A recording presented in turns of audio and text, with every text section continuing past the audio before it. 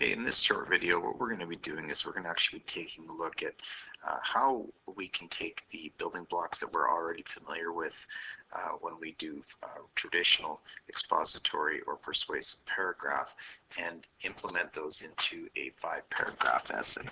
So we're going to look at some of the key components of what goes into a 5-paragraph essay and how it is organized in an outline.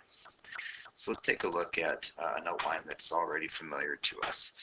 Obviously, this has a lot of the key components, including a hook, topic, sentence, supporting details, explanations and examples, and our conclusions.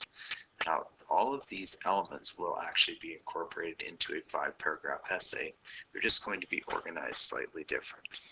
So let's take a look at what comprises a 5-paragraph essay. Now, obviously, the most obvious portion of it is that it's obviously going to contain 5 paragraphs. The first paragraph is known as the opening paragraph, and this is where our hook will be. But then there's a very special topic sentence that is located in the opening paragraph known as the thesis statement, and it is kind of like the master topic sentence. It is the topic sentence for all of the other topic sentences in each of these 3 paragraphs. And then finally there's what's known as the essay map. And the essay map basically tells the reader what they're going to expect in the next 3 paragraphs. Now, the following 3 paragraphs here, they are known as the body. Now, the body is basically just going to help support everything that you've already said in your thesis statement. So in much in the same way when we're writing a persuasive paragraph where our topics, we make our topic sentence, and then our 3 supporting details are all reasons that support the topic sentence, these paragraphs have the exact same responsibility. They are the supporting paragraphs for the thesis statement.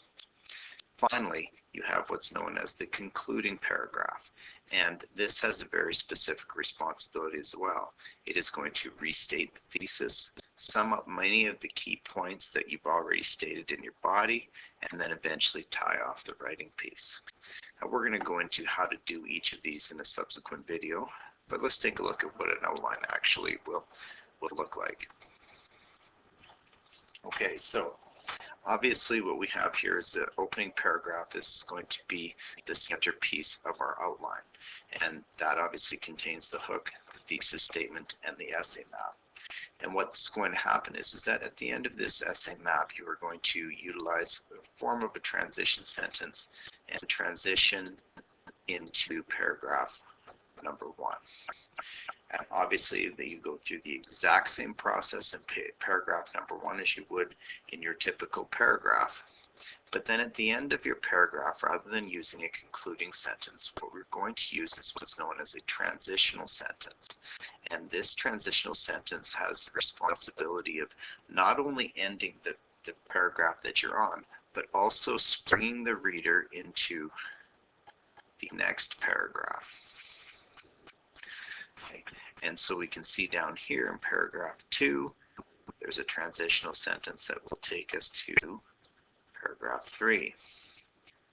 And then eventually, at the end of paragraph 3, we've pretty much said everything that we're going to say at this point. So we don't need a transitional sentence. We can actually just use our typical concluding sentence for this paragraph, because the next thing that's going to happen is we are going to go right to our concluding paragraph, which is going to sum up everything that you've written about in the essay thus far. So for more information on the opening paragraph, you can check out the video tutorial on that, and as well as the concluding paragraph. There's also videos available on how to write great transition sentences.